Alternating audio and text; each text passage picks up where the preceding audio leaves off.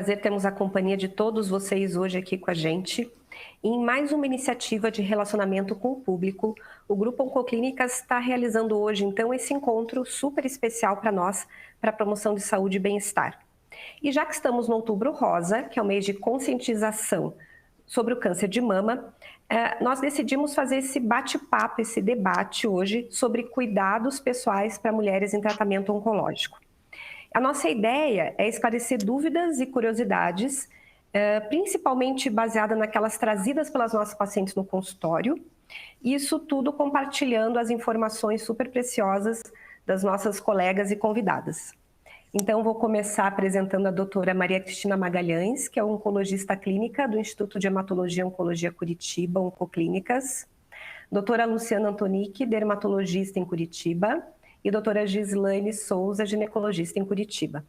Meu nome é Alessandra Menezes, eu sou hematologista do Instituto de Hematologia e Oncologia Curitiba.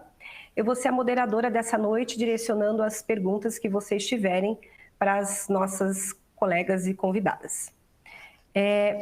Nesse início, rapidamente, a doutora Luciana e a doutora Gislaine vão fazer um resuminho do que elas pegam mais no consultório de dúvidas, para vocês já poderem ir pensando em perguntas e ideias para irem nos passando. Então, Lu, pode começar com você. Obrigada. Então, eu queria agradecer o convite da doutora Alessandra, agradecer a equipe Oncoclínicas pelo convite para fazer parte dessa live, principalmente nesse Outubro Rosa, falando um pouquinho dos cuidados e dúvidas mais frequentes dermatológicas na paciente em tratamento oncológico. Para mim, esse tema tem uma relevância mais importante, porque eu sou paciente do Grupo Oncoclínicas aqui de Curitiba, a minha médica oncologista é a doutora Maria Cristina, que está aqui junto com a gente na live. Em 2016, eu fui diagnosticada com tumor de mama, eu fiz cirurgia, quimio, radioterapia. Então, eu acho que muitas das dúvidas que a gente vai discutir hoje já foram e são minhas dúvidas. Então, espero contribuir um pouquinho.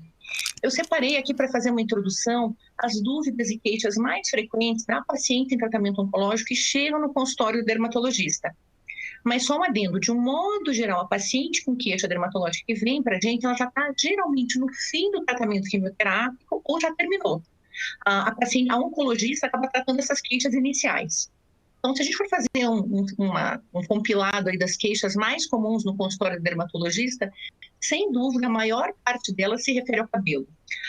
Naqueles ciclos e naqueles tratamentos com esquemas que causam a queda de cabelo, a paciente acaba gerando um pouquinho de ansiedade como e quando esse cabelo vai voltar. Então, nesses casos, o que a gente costuma orientar? Então, de um modo geral, quando você vai ter essa perda de cabelo, ela vai começar a acontecer pela segunda, terceira semana após o início do ciclo da quimioterapia, nesses esquemas que cursam com queda de cabelo. E quando que esse cabelo volta? Isso é bem variável, mas de um modo geral, a paciente vai começar a repilação, o retorno dos pelos lá por segundo mês após o término do tratamento. Mas isso pode acontecer até o sexto mês. E como é que esse pelo volta? Num terço das pacientes, é uma estimativa na maior parte dos trabalhos, pode haver uma alteração da textura desse fio. E essa textura pode vir bem variada. Um cabelo mais liso pode vir cacheado, um cabelo cacheado pode vir mais liso, mas de um modo geral, o cabelo tende a vir um pouco mais crespo, um pouco mais cacheado do que ele era antes da químio. E a cor? Da mesma forma que a alteração da textura, pode ter uma alteração de cor muito variável. O cabelo pode vir mais claro, pode vir mais escuro, mas a alteração mais comum é que aumente o número de fios de cabelo branco. Então, o cabelo vem um pouco mais grisalho. E esse cabelo pode ser pintado? Pode. E quando pintar? Da mesma forma que a gente não consegue bater um número mágico, o cabelo vai crescer com tantas semanas, a gente não consegue bater um número mágico de quando pode pintar. Mas a orientação vai ser mais ou menos a seguinte: depois que o cabelo voltar a crescer, lá pelo segundo mês, já pode fazer uma tintura. Só que essa tintura tem que ser uma tinta menos agressiva possível. A gente costuma orientar para ser tinturas sem amônia. As tinturas sem amônia vão se dividir em dois grandes grupos: as tinturas semi-permanentes, que são os tonalizantes, e as tinturas permanentes sem amônia. Tem várias marcas no mercado. Mesmo essas tinturas sendo hipoalergênicas, a gente costuma orientar um teste de contato aberto. O que é isso? Antes de fazer uso da tintura, você passa um pouquinho dessa tinta na região posterior da orelha, indo para a nuca. 48 horas, você deixa essa tintura ali, cuidado no banho, para não remover. Se remover, você pode passar mais um pouquinho e você vê se tem uma irritação. Se não houver irritação, você pode fazer uso da tintura. E se houver irritação, não pode pintar o cabelo? Não. Se há irritação, aí a orientação é procurar ajuda, procurar um auxílio médico. A gente pode fazer um teste de contato e tentar determinar qual é o ativo que você tem essa hipersensibilidade.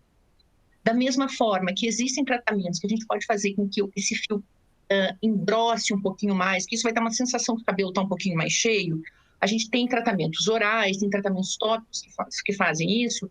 Existem opções de tratamento também para ajudar um pouquinho a engrossar os cílios e as sobrancelhas quando há perda nessas regiões também. Precisa fazer? Não, se você tiver um pouquinho de paciência, a tendência é que ele volte. Então, eu fiz assim um pupurri, uma seleção como se fosse um guia dos cuidados básicos, assim, só para finalizar, tá? Então, regra número 1, e mandatória, todo dermatologista vai te orientar. Uso regular e diário de fotoprotetor. FPS mínimo 30. Se você conseguir usar um FPS mais alto, melhor. Se você já tem o hábito de usar um fotoprotetor, você pode usar o fotoprotetor que você tem em casa. Se você nunca usou e vai passar a usar agora pela primeira vez, a orientação que a gente dá é você procurar um fotoprotetor mineral. Se a gente for dividir grosseiramente os fotoprotetores, eles podem ser químicos e podem ser físicos. Esses físicos são os minerais. Eles têm um potencial de gerar alergia menor. Como é que você procura isso? Você vai na farmácia e é essa informação que você vai pedir mesmo. Eu quero um fotoprotetor mineral. Seja gentil com a sua pele. Tome banho morno, não tome banho quente fervente, não use bucha, não use esponja, não esfolie sua pele todo dia. Você tem que procurar um sabonete mais delicado possível. Você pode usar uma linha infantil, uma linha de bebê. Existe no mercado, para peles mais sensíveis, agentes de limpeza que são chamados Syndet. Eles são sabonetes que não têm detergente, eles não vão espumar. Mas para peles que já estão mais sensibilizadas, eles são a melhor opção. Sabonetes bactericidas e antissépticos não são feitos para banho diário, tá? Então, evitem. O potencial deles de fazer alergia é muito alto. Cuidados com as axilas. A princípio, durante a quimioterapia, não há contraindicação absoluta para o uso de desodorante. Então, se você já tem um hábito, se o seu desodorante não está te irritando, ok. Durante a radioterapia, está contraindicado o uso de desodorantes, talcos e cuidado mesmo com cosméticos. Nesse momento, o ideal é você conversar com o seu radioterapeuta sobre produtos que você possa usar, porque além de eles serem hipoalergênicos, eles têm que ser facilmente removíveis durante o tratamento da radioterapia. Você não pode ter nada na pele durante as sessões. Depilação. A depilação nessa fase não é adequada, seja ela por raspagem, seja ela por arrancamento, muito menos creme depilatório. Pacientes que estão fazendo pacotes de tratamento com laser têm que interromper durante essa fase. Se o pelo estiver te incomodando, você pode aparar ele rente à pele, você pode cortar, mas não arrancar. As unhas. As unhas também tem muita queixa com onicopatia, com onicólise, que a gente chama de descolamento da unha. Então, o que a gente pode fazer em casa para minimizar isso? Manter as unhas o mais curta possível, não remover ou levantar cutículas. As cutículas são uma proteção, elas são uma barreira que não deixa fazer tanta infecção. Então, existem até alguns medicamentos nos tratamentos que eles podem fazer o que a gente chama de granuloma, que é como se fosse uma carninha esponjosa que os pacientes se referem. Então, a cutícula faz uma proteção, não remova. Evitar contato prolongado com água. Então, serviços da casa, se você não tiver ajuda, se você for fazer, use luvas, proteja a sua mão. A gente está numa fase muito difícil da pandemia, onde a gente lava e passa mais álcool. Então, não tem jeito, é a nossa realidade atual. Lave, se for o caso, use o álcool, mas hidrate bastante a sua mão. No caso de pessoas muito solares, tem gente que chega lá já no final da quimioterapia e está perguntando quando pode voltar a tomar sol. Existem vários fototipos, várias cores de pele, vários tamanhos de cirurgia, cada paciente é um paciente, mas de modo geral a orientação vai ser a seguinte: após a quimioterapia, 1 mês, você pode tomar sol sempre com os devidos cuidados. Após a cirurgia, não o sol direto, mas você pode tomar com algum grau de proteção 3 meses. Já na área que você fez a radioterapia, na área irradiada, pelo menos 6 meses sem nenhum tipo de exposição solar. E, por fim, a pérola aqui, que a gente sempre gosta de falar, os procedimentos estéticos. Então, os procedimentos estéticos, seja eles que você está fazendo em casa, por exemplo, o uso de um ácido clareador, o uso de um ácido para acne, ou seja ele algum outro tipo de peeling, limpeza de pele, durante o tratamento você deve dar um tempo nesses procedimentos. depois que você termina o tratamento, não há um número mágico novamente, mas de um modo geral a gente orienta assim, entre 3 e 6 semanas, então aproximadamente um mês você está liberado e você pode fazer o tratamento que você quiser. Mas é sempre bom dar uma avaliada com o seu médico, equipe médica, para ver o estado da sua pele, se ela não está muito sensibilizada ou não. E acho que é uma coisa mais importante que eu queria falar antes de terminar é assim, vai passar, é só uma fase. Joia, Lu, muito obrigada. Gislaine, então passo a palavra para você agora. Obrigada, doutora. Quero agradecer o convite do Instituto Oncoclínicas. É um instituto de excelência, de inovação, com corpo clínico que demonstra um acolhimento ao paciente, uma qualidade no atendimento. Eu valorizo e indico vocês sempre. Muito obrigada pelo convite. Estou muito feliz de estar aqui com vocês. Na verdade, como ginecologista, eu atuo em algumas etapas do tratamento oncológico. A minha participação está bem no pré-diagnóstico, né, no momento ali que antecede o diagnóstico, e logo depois aos encaminhamentos para as equipes de oncologia. Normalmente tem um gap no consultório, né, nessa fase. Então, o que eu percebo? Que a ansiedade da paciente antes do diagnóstico, o nível de medo de uma realidade que ela não está ainda conhecendo, não sabe o que vai acontecer. Então, esse pré-diagnóstico, eu acho uma fase de bastante sofrimento para a paciente. E depois a gente tem um gap no consultório, em que a gente encaminha para a equipe oncológica, e nesse momento as queixas mais comuns são relacionadas ao tratamento depois com a quimioterapia, a radioterapia, enfim, a imunossupressão. Então, a imunossupressão vai gerar as desregulações de flora vaginal. Então, são pacientes que vão chegar com queixa de ardência, prurido, né, sinais de candidíase vaginal ou vaginose bacteriana, com odor vaginal. Essas pacientes também podem apresentar alterações de menstruação, então, às vezes, com amenorreia ou com sangramento uterino anormal.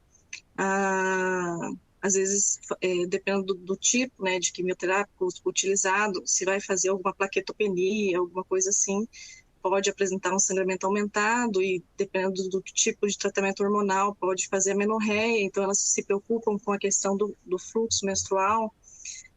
Outra questão que elas também perguntam sempre é sobre a anticoncepção e depois sobre a fertilidade futura, né, como que se dará pós-tratamento quimioterápico. Então, é muito importante a gente lidar com a anticoncepção nesse momento, porque às vezes as mulheres estão enfrentando o diagnóstico, o tratamento, e é um momento que se esquece um pouco dessa questão da anticoncepção, e não é um momento adequado para que elas engravidem. Então, é uma questão que muitas vezes passa desapercebido e acaba tendo uma gravidez num período mais difícil.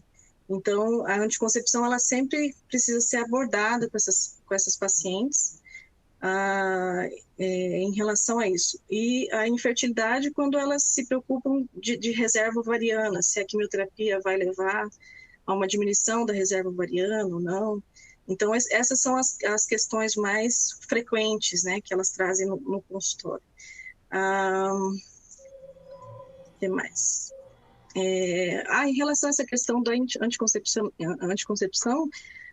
a dificuldade que elas têm em relação à parte sexual.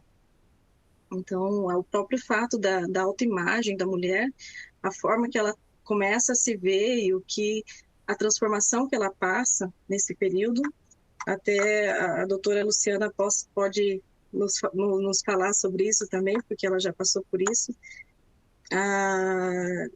Então, essa fase de percepção de como que eu vou ficar feia, não, qual que é a beleza que me define? Se é a beleza que eu olho no espelho, se é a minha beleza interior, se é, né, onde que eu sou linda, né? E eu vou ser mais sexy ou menos sexy, depois da cirurgia ou depois de reconstrução mamária, quando às vezes precisa fazer reconstrução, vou fazer ou não vou fazer? E isso também vai depender da idade da paciente, né? Eu já tive casos, por exemplo, de paciente idosa mas eu não tenho parceiro, né? Eu não vou expor minha mama, não tenho relação sexual. Mas eu vou me sentir melhor com a reconstrução, então eu vou fazer a reconstrução para que a minha autoimagem fique adequada.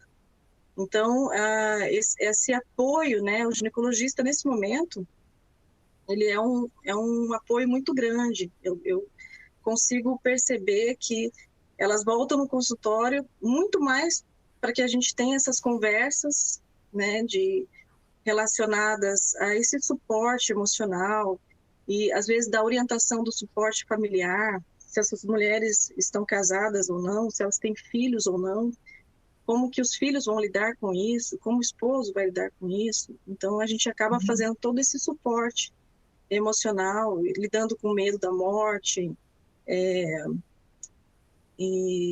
enfim, as queixas gerais, elas giram em torno desta questão. Dos cuidados que ela pode ter para evitar as leucorreias, né, que foi a primeira questão que eu abordei com vocês, na verdade, higiene, né? Se a imunossupressão for muito grande, ela vai precisar cuidar da higiene íntima. No cuidado da higiene íntima, a gente sempre aborda o jeito de lavar. Às vezes a paciente que tem uma imunidade competente, ela não tem tanta dificuldade com a flora vaginal. Porém, quando a gente lida com pacientes imunossuprimidos, a flora se altera demais. Então, o jeito de lavar, se ela lava bem as dobrinhas, se ela usa um sabonete de pH adequado, os pHs para a pele, né? São mais altos, e para a parte íntima não pode ser tão elevado o pH, senão vai alterar. Então, o sabonete lá para o bebê não vai funcionar lá para baixo, né? Vai piorar. O ideal é que a gente use sabonetes mais apropriados para a região, e o cuidado com a roupa íntima. Às vezes, só o fato da gente enxaguar a calcinha com, por exemplo, com vinagre branco, uma coisa super simples, acaba evitando um monte de complicações para a mulher. Então, coisa simples, que a gente acaba conversando, e isso normalmente dá conta, né, dessas alterações de flora. Outra questão que leva a essas alterações de flora é a constipação. Essas pacientes, às vezes até pelo tratamento quimioterápico, têm dificuldade com a alimentação e acabam ficando constipadas. E a constipação, ela leva à alteração da flora também, que pode promover essas desordens ali da saúde vaginal. Enfim, é por aí. Tá joia, Gi, muito obrigada. Já começaram a chegar perguntas aqui, então, para vocês. Cris, se em qualquer momento quiser interromper, quiser falar a tua opinião, né, quiser abordar alguma questão das tuas pacientes, por favor, fica à vontade, tá? Então, a primeira pergunta que chegou aqui foi para a doutora Luciana, e já está chegando bastante elogio também. Falaram, Lu, que você já respondeu quase todas as dúvidas que elas tinham. Então, nossa, a primeira pergunta... Eu vou contar que eu fiz uma apresentação que tinha 32 páginas, tá? Vou fazer um consenso. Aí eu dei um cortezinho, tá? Então vou fazer um headline, vou deixar lá no IOC ali. Que bom. Então, a primeira pergunta para você é: maquiagem com protetor substitui o protetor solar? Isso é bem importante. E isso é independente da gente estar falando de cuidados oncológicos ou não. Então, assim, quando a gente compra um protetor solar, a gente tem um número ali, vamos dizer, FPS 60. O que o FPS 60 está te dizendo? Que a proteção para o UVB de bola, é 60.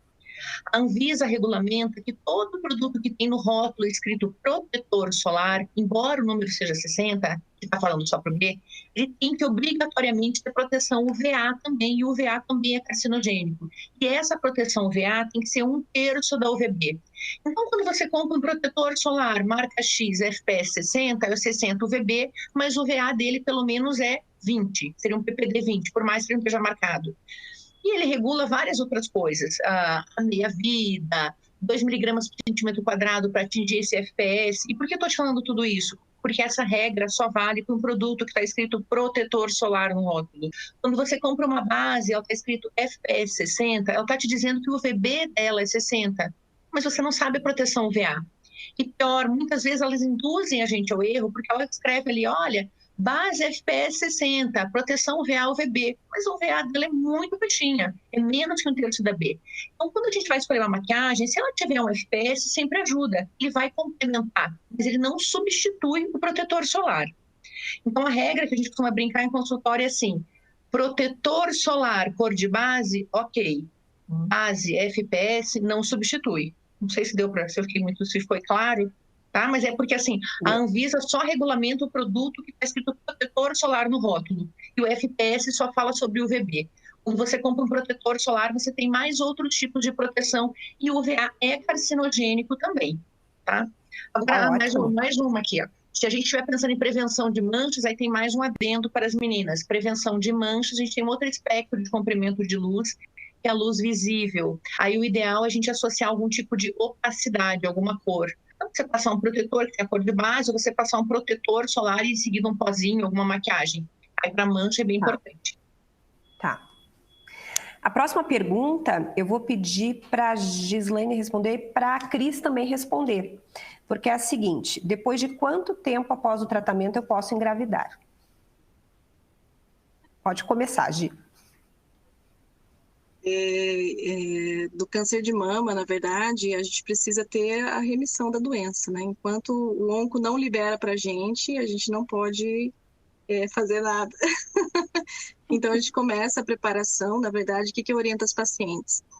Eu quero engravidar, aviso o onco, para que assim que possível ele liberar, a gente já possa adiantar as coisas. Então, se a paciente já está numa fase, por exemplo, madura, lá seus 38, 40 anos, primeira gestação, nós não temos muito tempo a perder com essa paciente. Diferente de uma paciente mais jovem, mas que normalmente a lesão de mama em paciente mais jovem é muito mais agressiva e a gente acaba se preocupando mais com essa questão da paciente. E então, a faixa etária mais frequente de que a gente tem essa pergunta é daquelas pacientes com 38, 40 anos que não engravidaram ainda, e daí se preocupa, eu não tenho tempo a perder, o que eu vou fazer agora, né? Eu tenho que fazer o meu tratamento e quanto tempo eu vou ter? Então, 3 meses antes, a gente pede para o onco, assim, dar uma estimativa, e 3 meses antes da gente iniciar uma tentativa de gestação, a gente tem que preparar essa paciente com ácido fólico, revisar tudo, para que seja uma coisa dinâmica, que ela não perca tempo. Acho que essa é a principal, a nossa principal preocupação como gineco. Cris, pode complementar, por favor? Então, olá, pessoal. Nossa, excelentes perguntas até o momento, excelentes apresentações, tanto da Luciana quanto da Gislaine. Muito obrigada e obrigada por estar presente aqui com vocês. Excelente pergunta que fizeram. A gente tem por alguns estudos mostrando que sim, é seguro a gravidez após o diagnóstico de câncer de mama. No entanto, isso deve ser muito bem alinhado, né? Por quê? Porque hoje nós sabemos que existem vários tipos de tumores de mama. Em alguns casos, por exemplo, tem pacientes que devem tomar medicação para bloqueio hormonal e que, no mínimo, elas devem aguardar um período de 3 anos, idealmente, para se começar a tentativa de gravidez. Lembrando que não é normalmente só 3 anos que essas mulheres vão usar esses comprimidos, né, essas medicações, então a gente dá um tempo de interrupção, a mulher engravida e depois retorna ao uso da medicação. E também, diferentemente de outros cenários, como os tumores triplo negativos, onde também a gente sabe que a maior chance de retorno da doença são nos primeiros 3 anos, então, idealmente, também aguardar os primeiros 3 anos. Tá ótimo, obrigada. Próxima pergunta para a doutora Luciana. Excelente, desculpa interromper. Quando a gente tem esse tempo, Ali, é excelente, né? É o que eu falei para você, a maior parte das pacientes que tem essa pergunta e essa preocupação, elas estão ali com 37, 38 anos, e às vezes esses 3 anos são cruciais, né, para a reserva ovariana dela.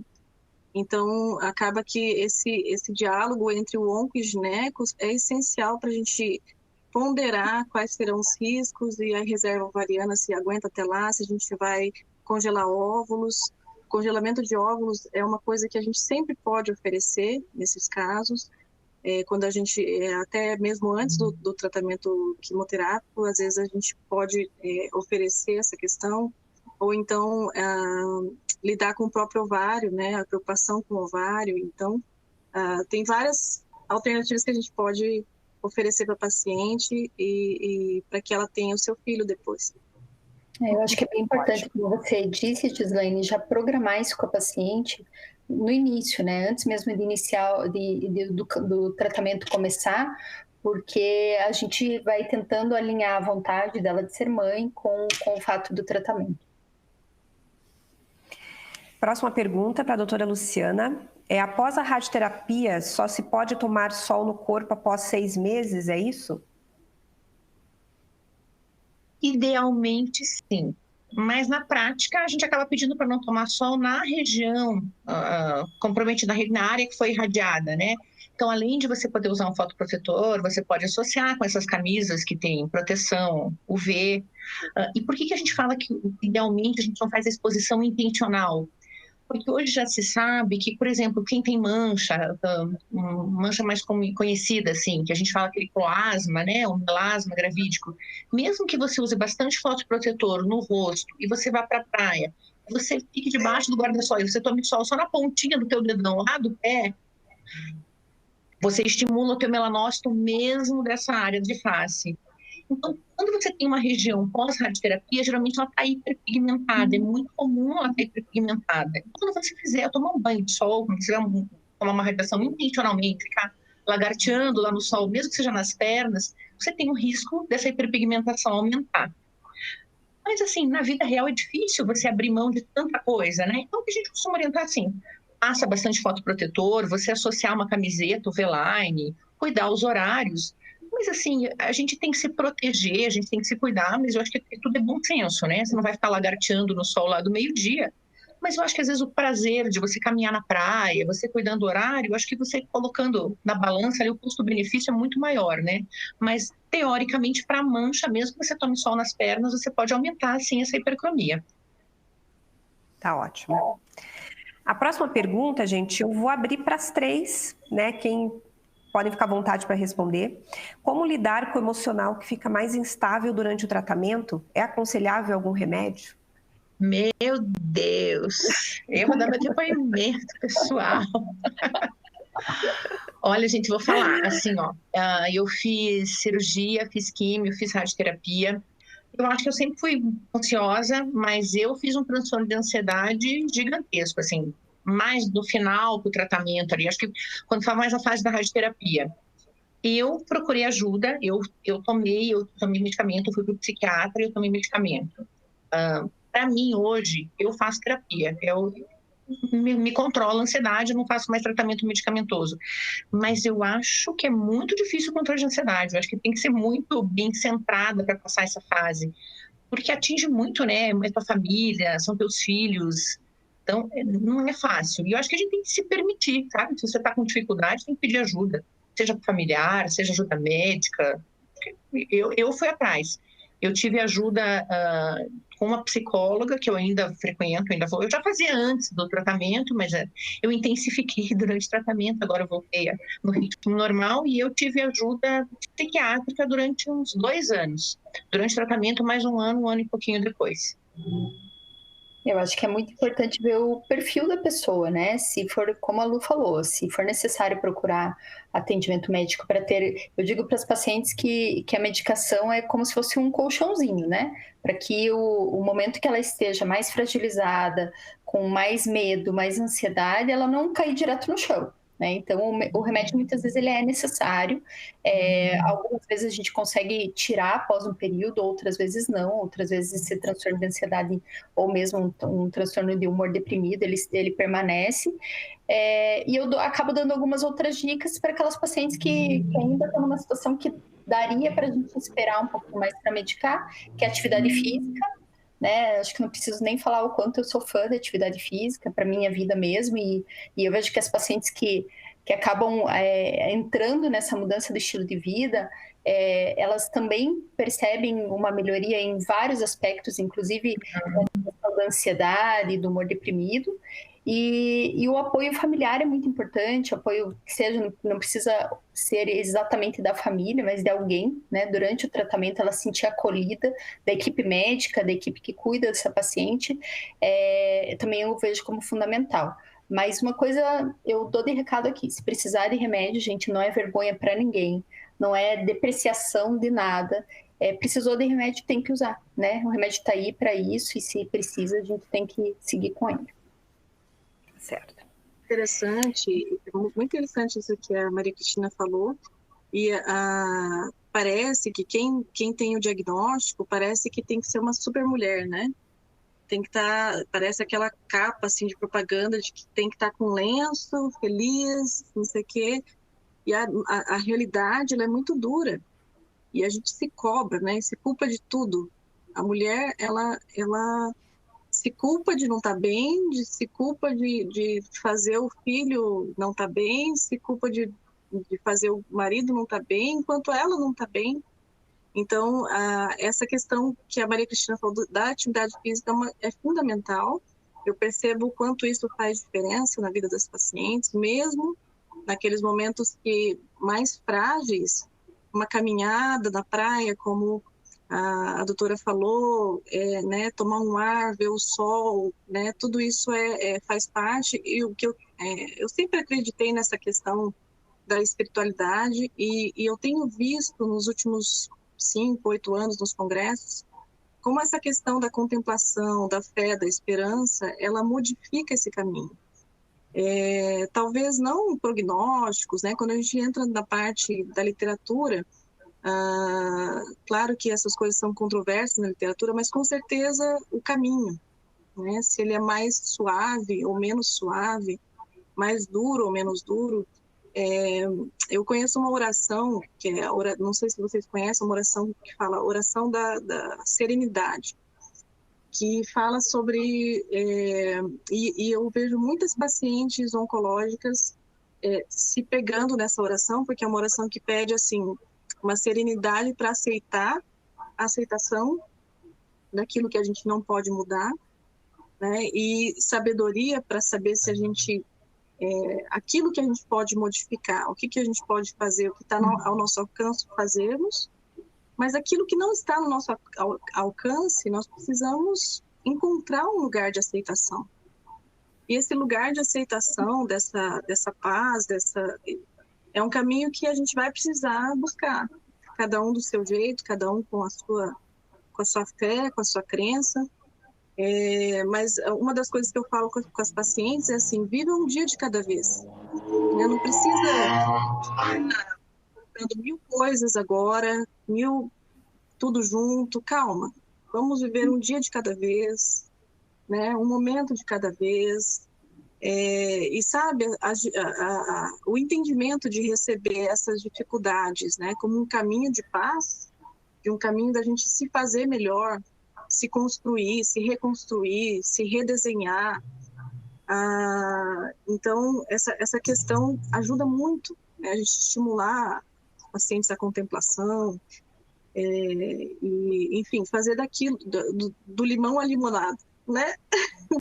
Então, assim, essa esperança, essa fé, eu acho que nós, como médicos, é muito importante a gente passar esse acolhimento, porque isso são os nossos braços ao redor do paciente, ao redor da dor, ao redor da perda, ao redor do luto, porque é um luto para a mulher. Quantas coisas a gente não tem que enterrar depois de um diagnóstico desse, e nós precisamos depois sacudir a poeira e se reinventar, né? Então, eu acho que essa questão emocional, ela precisa ser muito bem trabalhada e muito bem percebida, porque a mulher, ela tende a cuidar de todo mundo, menos dela. Ela tem braços para todos, mas não para ela. E a gente, como médico, nós precisamos ter esses braços. Assim, claro, toda equipe multidisciplinar, né? Quando a Ali falou, desculpa, a doutora falou sobre esse cuidado, eu vejo isso como uma rede de proteção. Uma rede tem vários nozinhos ali, né? E essa rede de proteção, que são essas pessoas especiais que nos suportam, nos carregam, nos incentivam, nos põem para cima, põem para frente. Nós precisamos ter essas pessoas. E se a gente não acha isso na nossa família, nos nossos irmãos, nos nossos pais, nos nossos amigos, nós precisamos procurar ajuda, seja de um psiquiatra, de um psicólogo, de um musicoterapeuta, de um esporte, mas precisamos formar a rede de proteção, para que a gente não caia, né, afofe o colchãozinho ali, como ela diz, não caia direto no chão. E todos nós somos sujeitos, né, a essa labilidade emocional. E é muito importante cuidar disso nas pacientes. Eu acho isso muito, muito importante. Belíssimas palavras das três. As pacientes estão adorando, elogiando muito as palavras de todas. Eu vou, então, já que vocês falaram de atividade física, eu vou tentar juntar aqui duas perguntas que chegaram. Uma é, exercícios físicos podem prevenir o câncer de mama? E a outra é, posso me exercitar durante a químio? Sim, sim. Então, sim, a gente sabe que sedentarismo é um dos fatores de risco, né, para evoluir com câncer de mama. Atividade física é um motivo de grande interesse meu, inclusive quando eu fiquei fora do país, um dos estudos que eu ajudei a conduzir lá foi o benefício da atividade física e da dieta. E a gente ainda desconhece todos os benefícios e todos os potenciais que o exercício físico traz como prevenção de doenças de uma forma geral, tanto doença oncológica, não só câncer de mama, como outros tipos de cânceres, como doenças cardiovasculares. Então, se mexer de uma forma geral, independente de qual for a atividade física, vai trazer benefício em relação a isso. Então, é sim uma medida preventiva para câncer. Além disso, nós mulheres, nós conseguimos manter melhor a nossa saúde óssea, sociabilização, propriocepção, e também não esquecendo que a atividade física consegue secretar hormônios do prazer, né? Então, a gente vai ter vários benefícios numa coisa só. E em relação a fazer atividade física durante o tratamento, também tem vários estudos que foram conclusivos na literatura mostrando que as pacientes que fazem atividade física durante a quimioterapia, elas suportam mais os efeitos colaterais. Então, tem menos enjoo, tem mais disposição, menos dores, e elas conseguem sim passar por todo o tratamento de uma forma um pouco mais suave, né? Inclusive, hoje a gente está tentando entender qual que é a melhor atividade física. Muitos até colocam a atividade física antes da quimioterapia, então, puxa, é o dia da quimio, será que eu posso fazer atividade física? Pode, os estudos mostram que sim, só que normalmente a gente pede para a paciente fazer antes da aplicação da quimioterapia. E meu sonho dourado era ter um lugar onde pudesse reabilitar essas mulheres e que pudesse colocar elas para se mexer de alguma forma. Então, sim, atividade física, sim, sim, sim. A Lu sabe, né? Nossa, eu sei. A Maria Cristina é o mantra dela toda consulta. É logo depois do oi, boa tarde, essa pergunta. O que você tem feito de atividade física? Eu sempre mostro, nossa, tem um professor ótimo. Se você não quiser na academia, tem um aplicativo ótimo. Tem um canal do YouTube. Da pandemia, ela alugou milhares de coisas também na sala dela. A Cris é mega fitness. Lu, eu vou também juntar duas perguntas aqui. Então, uma é possível fazer micropigmentação na área que já teve carcinoma de pele? E a outra é, pode fazer botox e outros tratamentos faciais durante o tratamento? Então, a parte da micropigmentação. A gente, de modo geral, a gente contraindica. Tem que ver, assim, quanto tempo tem essa retirada desse tumor de pele, que tumor de pele era. Mas, a princípio, a gente contraindica você de modo geral, você não faz tatuagem ou pigmentações em cima de cicatrizes, tá? Toda cicatriz ela tem um potencial um pouco maior de evoluir com SEC, se isso a gente está falando em área fotoexposta. Mas não é uma contraindicação absoluta, tem milhares de casos, né? Então, você tem, por exemplo, paciente que teve, paciente com tumor de mama, que você faz. Tem paciente que faz tatuagem, tem tatuagens muito bonitas. por exemplo, para na área de areola, mamilo, e dá para fazer. Então, tem que ver que tipo de tumor, que exérese que foi, que tipo histológico. Agora, eu não sei, quando ela pergunta, eu imaginei alguma coisa em área fotoexposta, quem sabe um carcinoma não um vaso, um espinocelular. Aí tem que esperar um tempinho maior mesmo que em área fotoexposta. Quanto aos procedimentos estéticos, durante o tratamento a gente evita. Tá?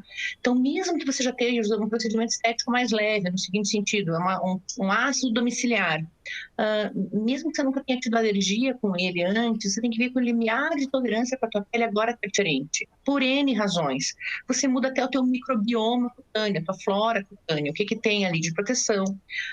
Se a gente pegar as 3 queixas mais frequentes dermatológicas do paciente que está fazendo tratamento, por exemplo, quimioterápico de câncer de pele, as 3 queixas mais comuns são: primeiro, o cabelo; segundo, alteração guial; e a terceira é ressecamento. Uma pele ressecada, a gente não está falando só da parte estética, uma pele ressecada é uma pele potencialmente muito mais propensa para alergias. Então, tem um risco maior. E os injetáveis a gente também não costuma fazer, porque você tem um risco de fazer, às vezes, uma equimose maior, uma hiperpigmentação maior. Mas assim que acaba o tratamento, então isso a gente já comentou ali naquele guiazinha básico, os estudos eles não têm uma data bem fechada, mas vai variar entre 3 e 6 semanas. Então, em média, 1 mês após terminar, você já pode começar o teu tratamento. Só é bom avaliar antes com o teu médico de confiança para ver como é que está o estado da tua pele, se está muito sensibilizada. Se usou a vida inteira ácido retinóico, se a tua pele ainda está sensibilizada com 1 mês, a gente pede para esperar um pouquinho. Mas, a princípio, 1 mês após o término do tratamento, para fazer tudo. Tá joia. Gi, a outra pergunta que chegou é pedindo para falar um pouquinho sobre câncer de útero.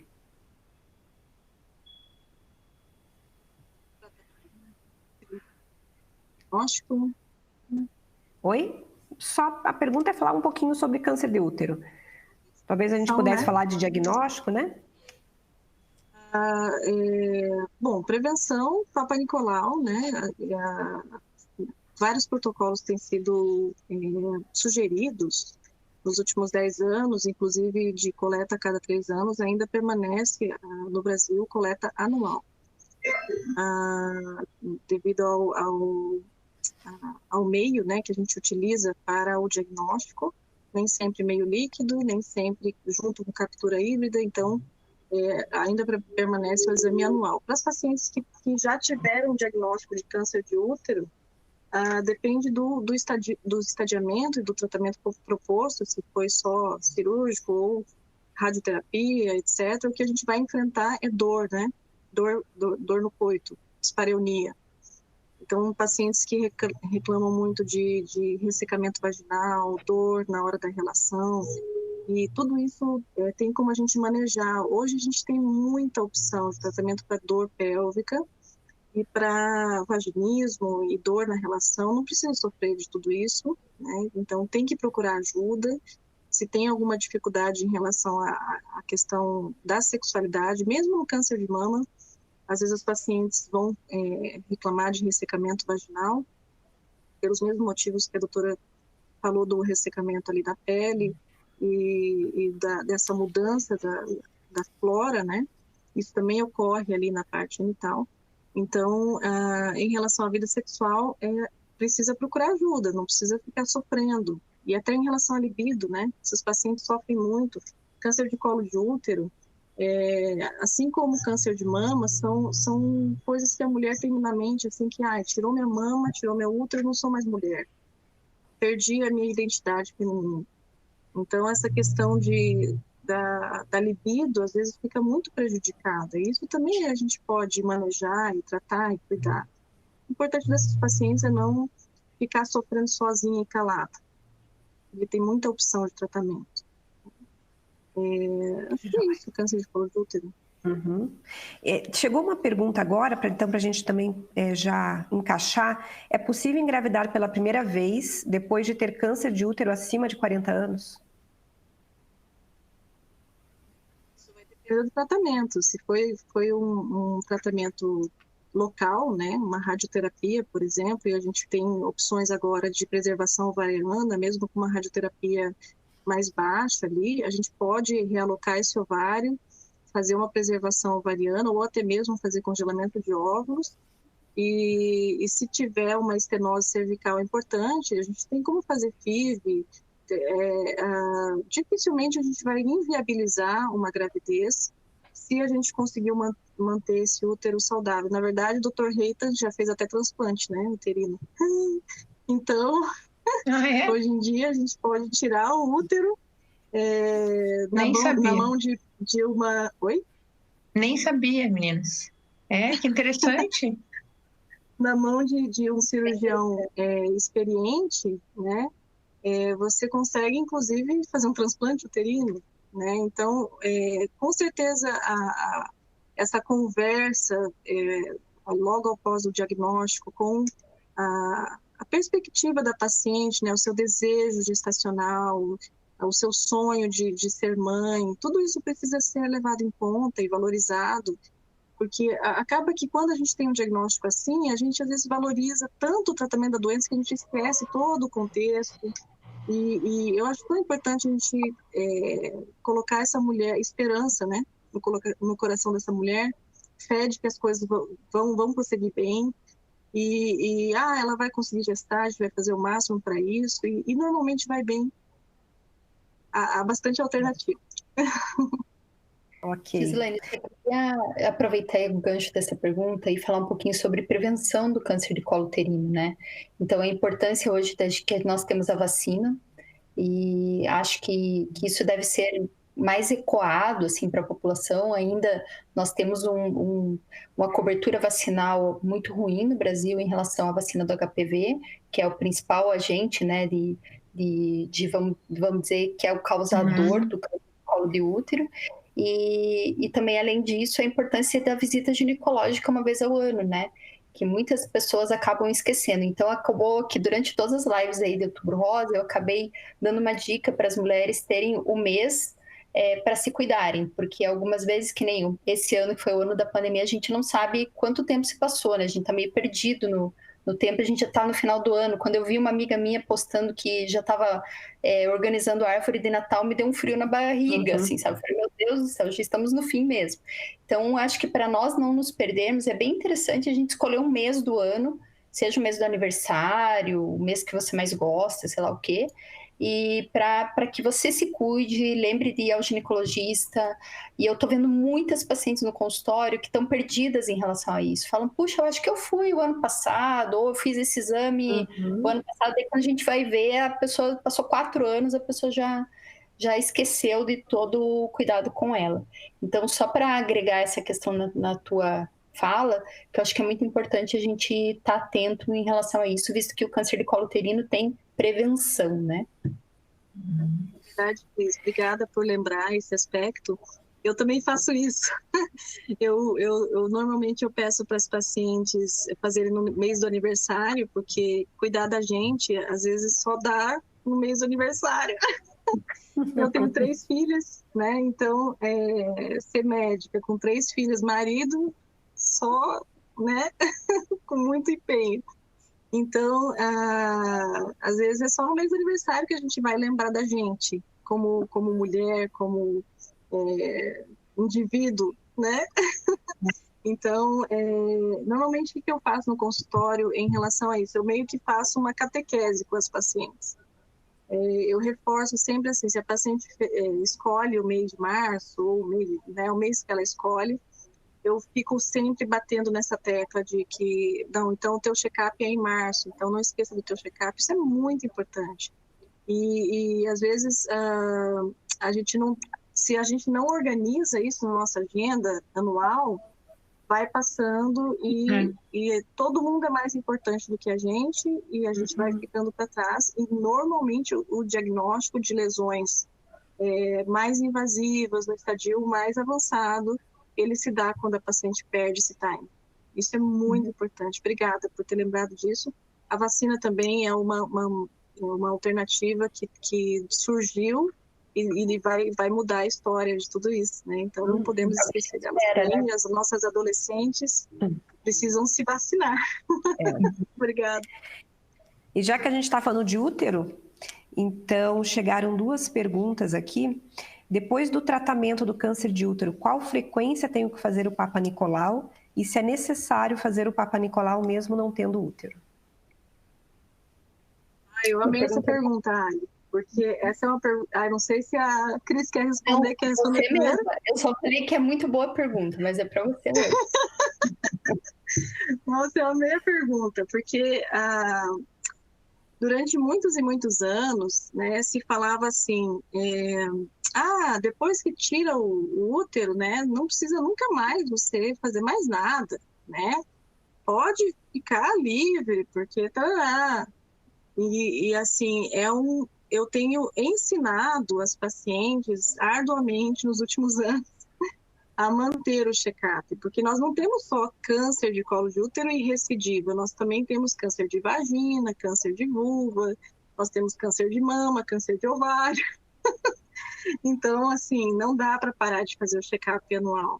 Até porque, na minha visão, eu não cuido só da prevenção de cânceres durante a vida da mulher. Essa mulher que tem a fatalidade de ter um câncer lá pelos seus 35, 40, 60 anos, ela também tem a possibilidade de desenvolver uma hipertensão, diabetes, enfim, outras doenças cardiovasculares, doenças renais, doenças gastrointestinais e como ginecologista, eu acabo cobrando os check-ups dos outros profissionais também, né? Se ela tem um hipotireoidismo, eu vou checar se ela está com uma boa dosagem da medicação, se ela tem uma doença de Crohn, uma retocolite, um intestino irritável, um pólipo intestinal, que eventualmente vai virar um câncer de colo retal.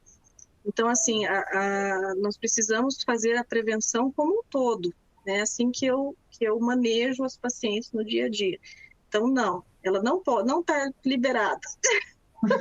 Ela precisa fazer o segmento. Mas e o segmento ali logo depois do tratamento do câncer de colo?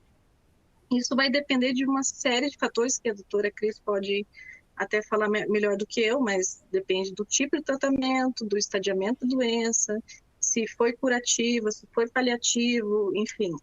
Aí é com você, Cris. Normalmente, quando a paciente trata o câncer de colo de útero, a gente pede nos primeiros 2 anos, em especial, para que seja um segmento em torno de 3 a 4 meses, né? Com pelo menos uma avaliação ginecológica, né? Um exame ginecológico. Não obrigatoriamente vai ter que coletar o Papa Nicolau, mas vai ter que fazer o especular para avaliar ali a região do colo do útero e as adjacências, né? Então, claro que com o passar dos anos, isso vai ficando mais próximo do segmento anual ou semestral, mas no início a gente tem uma predileção por fazer a cada 3, 4 meses essa avaliação. Joia. A próxima pergunta é: vocês chegam a conversar com a família para dar o suporte adequado? Pegando aquele gancho naquela conversa, né, que vocês 3 nos passaram. Eu acho que é fundamental, né? Tanto ontem até mesmo dei uma aula bem um pouco mais difícil do que essa pergunta, mas que trazia muito essa questão de chamar a família ou de chamar uma pessoa importante para a paciente naquele momento, né? Nem sempre é algum familiar, às vezes é um amigo, às vezes é uma pessoa que surgiu naquele momento para apoiar. Ontem mesmo eu atendi uma paciente que ela conheceu por WhatsApp uma outra paciente que estava em tratamento junto com ela, elas passaram quase a pandemia inteira conversando por WhatsApp, e ontem ela estava celebrando que estava voltando para a cidade natal dela. Então, ela vai continuar o tratamento lá na cidade de Natal. E aí, essa pessoa, essa amiga que ela fez pelo WhatsApp, foi levar um presente para ela. Então, e foi super emocionante, isso foi muito legal. Então, nem sempre é o familiar, mas sempre puxar alguém, um corpo, como a Gislaine bem disse para nós, uma rede de proteção, né? Algumas vezes vai ser um grupo da igreja que a pessoa frequenta, às vezes é alguém da família, algumas vezes é um amigo. Então, assim, eu acho que é bastante importante essa pessoa não passar por tudo isso sozinha, tá? Ela vai ter que ter os momentos dela sozinha, mas não passar por toda essa avalanche, né? Que é o diagnóstico do câncer de mama, o tratamento, o medo também depois de qualquer sintoma ser relacionado a um retorno do câncer. Então, O acho medo que de fazer os exames de revisão, vou te falar que isso é um estresse miserável, meu Deus, é um inferno. Tá? Quando a gente vai fazer a ressonância, eles chamam uma perinha, eles dão o exame. Olha, se você estiver sentindo mal, você aperta a perinha. As primeiras revisões você fica lá só na perinha, assim, ó. É terrível. Deixa eu só fazer uma emenda aqui agora como paciente, que a Cris comentou do grupo, né, da amizade, das pacientes fazendo tratamento. Como você tem intervalos de tempo ali determinado, 4 semanas, depois quando chega no taxano semanal, acaba que você encontra muitas pacientes sempre nos mesmos dias. Eu acho bem interessante. Então, assim, às vezes a gente fica tão chateado, a gente reclama, seja do país, seja da humanidade, mas eu sei lá, quando você está nesses momentos difíceis, a gente não perde a fé na humanidade, porque eu lembro, assim, de uma paciente que eu conheci lá, uma X ali, e ela sempre contava do quintal dela, o que ela tinha. Gente, ela não comentava que gostava, ela me trazia fruta. Então, a cada 4 semanas ela vinha com alguma coisa, sabe? Sabe a bondade gratuita, só para ser gentil? Então, é bem interessante. Eu acho que faz um elo, assim, de proteção entre todo mundo que está ali. Você vai encontrando ali, são meses ruins, né? Mas você encontra ali, todo mundo está apoiando todo mundo. É bem interessante. Eu acho que é um grupo bem bacana, assim. A gente acaba fazendo amizade onde você menos espera. É bem verdade isso das pacientes que eram amigas. Bom, gente, já passou nossa 1 hora de bate-papo. Realmente passou muito rápido. Passa rápido, né? Falei que passou rápido. Assim, tiveram muitos elogios por tudo que vocês falaram, por todos os esclarecimentos. Eu quero agradecer demais, demais por vocês terem aceitado o convite, se disponibilizarem e tirar essas dúvidas das nossas queridas pacientes. Se tiverem mais dúvidas, depois a gente encaminha para vocês, se chegarem mais dúvidas. E a gente disponibiliza também lá na clínica, lógico, o telefone do consultório de vocês. Então, se quiserem falar mais alguma coisa... Eu só quero agradecer o espaço, agradecer o convite. Eu acho que para quem está tratando, quem está passando em tratamento, agora meu depoimento aqui como paciente, eu acho que o mantra que a gente tem que repetir todo dia, assim, é só uma fase, vai passar, é só uma fase, é só uma fase. Acho que isso que mais me ajudava, assim.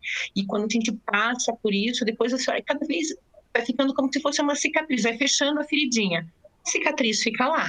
Quando você faz seu exame de revisão, mas ela está lá cada vez mais fechadinha, cada vez mais longe, cada vez uma memória mais no fundo. Passa. Ótimo. Eu também quero agradecer muito essa oportunidade. Eu aprendi muito com vocês. Como é bom, né? Sempre ouvir vocês que estão aí, como a Lu falou, ela teve que ir lá, teve que ver o que está na onda hoje, né, para essas pacientes oncológicas. E quanto a gente aprende, porque são dúvidas realmente do dia a dia. E que algumas vezes a gente precisa ir atrás mesmo da literatura, o que tá, ou mesmo dos especialistas. Então, para mim foi uma super oportunidade estar aqui com vocês. Adorei as palavras tanto da Luciana quanto da Gislaine. Muito obrigada. E a Ali também agradeço muito por estar aqui nesse momento com vocês.